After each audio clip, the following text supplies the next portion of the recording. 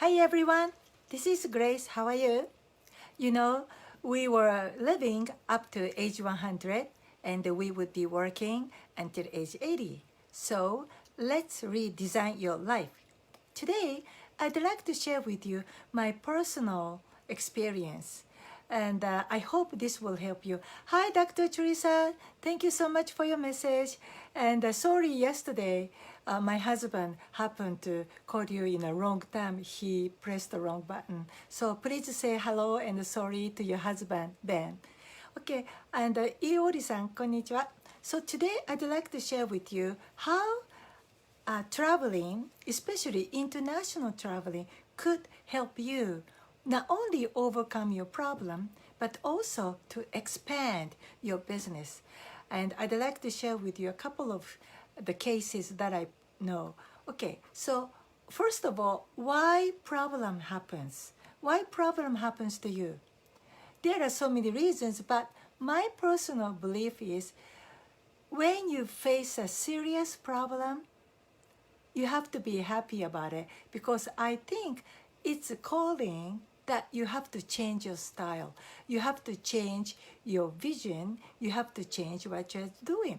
Because whatever you are doing, and if it is working, you wouldn't ever have a problem. But when you have a problem, that means whatever you have been doing is not working anymore. That's why it's a nice message from the universe or your big G that you better change your mindset, or you need to change how you look at the things. おはようございます、みやこさん。So here is one example. You know, when you are in Japan, I'd like you to try, go to a grocery supermarket, but go to a little bit high-end supermarket, and there is a 1 liter size of milk by Yotsuba. Yotsuba, Y-O-T-S-U-B-A, Yotsuba Dairy Farm. Yotsuba is located in Hokkaido Island. And they have a history about 40, 50 years. And what happened was, back then, like in the 1950s, all the dairy farmers are suffering. They were so poor because what they have to do was they take the milk, they have to sell the milk to the big dairy manufacturer or the brands. And those poor farmers never had a say.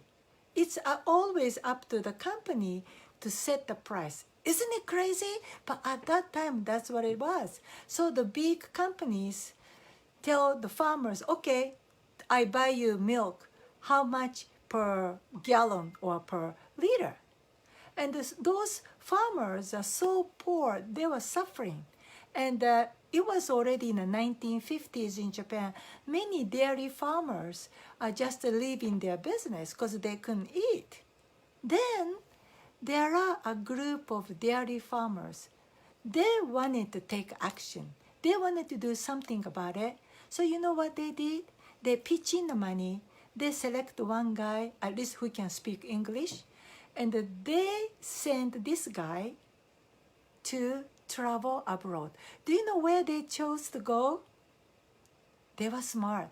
In 1950s, this one gentleman representing the entire dairy farmers of his region of Hokkaido, he went to Netherlands.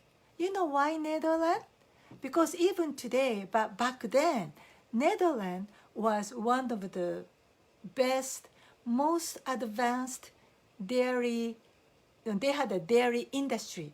The world, one of the most advanced dairy industry in Netherlands. So these Hokkaido dairy farmers, they chose to go to the country where their industry was number one in this world. See, that's important. You have money, you have time, you can travel anywhere you want. Why don't you go to the country where they are the number one in your industry? See, that's why I came to the United States when I was 16 years old, because I wanted to study rehab medicine. And not only rehab medicine, but all the medicine, all the areas of medicine, organ transplant, preventive medicine, rehab medicine, primary care medicine. United States is the best country in the world. That's why I came to the States. And I came to California because California is the richest state in the United States. The California's GDP is already number 5.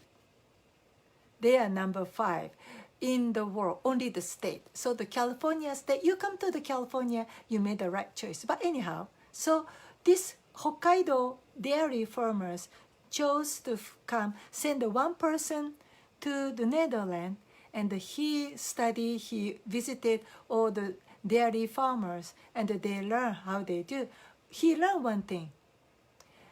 Back then, the dairy farmers in Netherlands, they're not like Japanese dairy farmers. They just collect the milk and sold to the big manufacturer. No, they collect the milk, they produce their own derivatives like butter, cream, yogurt, and they take care of the distribution. So after coming back to Japan, they decide to do the same business model. So 8 dairy farmers association got together. They started their own brand, which is called Yotsuba brand. And they have to face all the hardship because all of the existing, milk company, corporation, they did everything to stop them. But those Yotsuba people had a passion and they have a mission because they wanted to be the success model so that they can help the entire nation's dairy farmers to prosper. So that was about, 1950s, so about 60, 70 years ago. And because this one gentleman flew to Netherlands, he changed the entire industry in the Hokkaido island. So that's the first case. I'm telling you today, when you get stuck, it's time, it's a calling. You have to change what you do. You have to change your mindset. You have to shift, your mind, your vision. So that's one farmer's case. The other case is this gentleman, I personally know, I don't want to mention his case, because his case is a failure case. He, again, in the 1950s, when Japan was like China today, they were emerging country. Their economy was really booming. So this particular gentleman, he started doing concept of supermarket. Back then, Japan was like a small grocery stores, and they create one small bazaar. And this a bazaar consisting of so many small, groceries. So they have a vegetable grocer, fruits grocer, chicken, all those, bazaar, right? But anyhow, and he come up with the idea of a supermarket. So he start having small, supermarket would be, and he start selling snacks, green veggie, fruits, little bit of meat, tofu, everything. And then he visited, would be Japan's #1 company. And they were also just starting very small. So he visited. Then he got the idea. But the mistake he made was he didn't come to the United States to see where the real supermarket industry is. That's partially because he's stingy. He's a cheap guy, even though he's rich, but he's cheap in a way. So he always traveled to the country cheaper than Japan to travel. So he went to China, Taiwan many times, and he went to Thailand, all those Southeast Asian developing countries back then. So that's the problem. He was cheap. That's why he went to travel cheap places. At that time, in 1950s, if he would have spent the money, because he's rich anyway, but he's just cheap.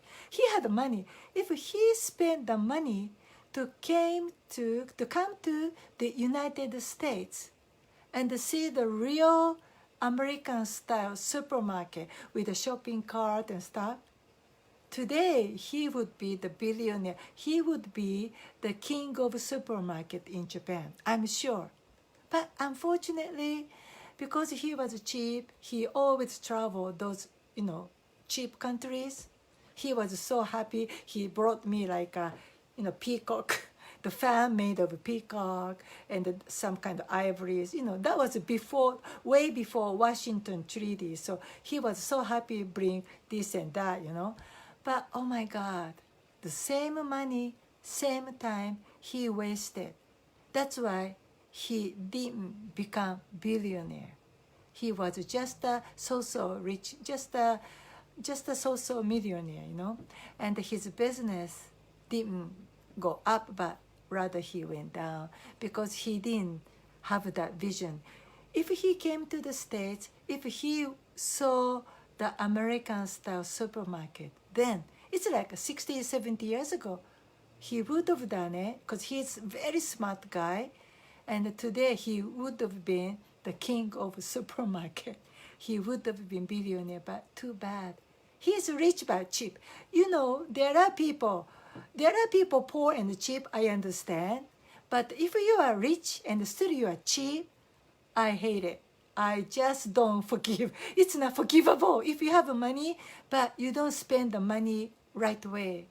So this is the 2 examples I'd like to share with you. If you get stuck, that's the calling. That's the blessing moment for you to change your life. Because if you have a problem, meaning whatever you have done in the past doesn't work, it's time for you to change. It's time for you to try something new. It's time for you to change your vision and mindset. And how? You have to spend the money wisely. I recommend you maybe cancel your family trip today, okay? But just fly to wherever the country where number 1 in your industry. Go there, take a look, watch your own eye, touch it, feel it, hear what they say, come back. And once your business, flourish, you can have a family trip many times later. But now, when you have a problem, now is the most critical moment. You are at the crossroad in your life, okay? But that's my personal experience. That's my personal vision. It may or may not work for you. You may or you may not agree with me. Okay, that's all for today. I'll see you tomorrow. Bye-bye.